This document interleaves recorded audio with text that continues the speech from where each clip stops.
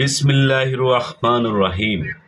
নবমণ্ডল ও ভূমণ্ডলের গোপন রহস্য আল্লাহর কাছেই রয়েছে। কিয়ামতের ব্যাপারটি তো এমন, যেমন চোখের পলক অথবা তার চাইতেও নিকটবর্তী। নিশ্চয়ই আল্লাহ সব কিছুর উপর শক্তিমান। আল্লাহ তোমাদেরকে তোমাদের মায়ের গর্ভ থেকে বের করেছেন, তোমরা কিছুই জানতে না।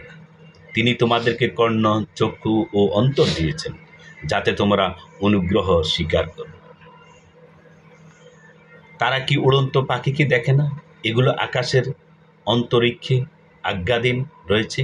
আল্লাহ ছাড়া কেউ এগুলোকে আগলে রাখে না। নিশ্চয়ই এতে বিশ্বাসীদের জন্য নিদর্শনাবলী রয়েছে।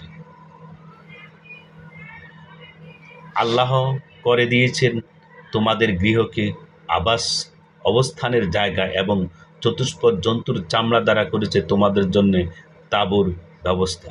তোমরা এগুলোকে সফরকালে ও অবস্থানকালে পাও।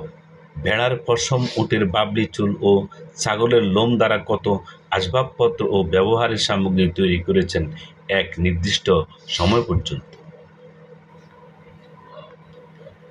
আল্লাহ তোমাদের জন্য সৃজিত বস্তু দ্বারা ছায়া করে দিয়েছেন, এবং পাহাড়সমূহ তোমাদের জন্য আত্মগোপনের জায়গা করেছেন, এবং তোমাদের জন্য পোশাক তৈরি করে দিয়েছেন যা তোমাদেরকে গ্রীষ্ম এবং বিপদের সময় রক্ষা করে।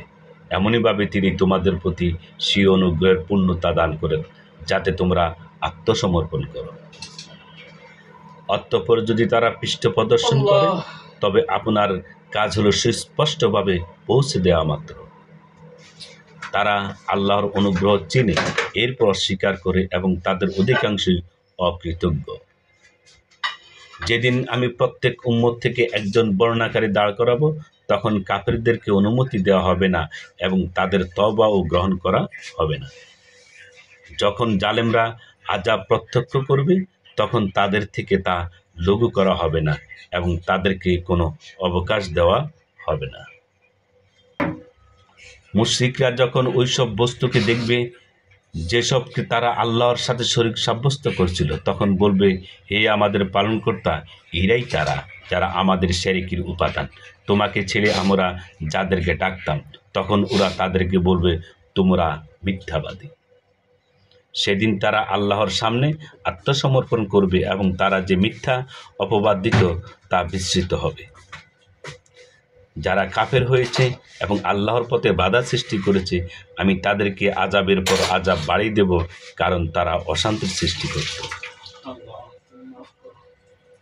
সেদিন প্রত্যেক উম্মতের মধ্যে আমি একজন বর্ণনাকারী দাঁড় করাবো তাদের বিপক্ষে, তাদের মধ্য থেকেই, এবং তাদের বিষয়ে আপনাকে সাক্ষীস্বরূপ উপস্থাপন করব। আমি আপনার প্রতি গ্রন্থ নাজিল করেছি, যেটি এমন যে তা প্রত্যেক বস্তুর সুস্পষ্ট বর্ণনা, হেদায়েত, রহমত ও মুসলমানদের জন্য সুসংবাদ।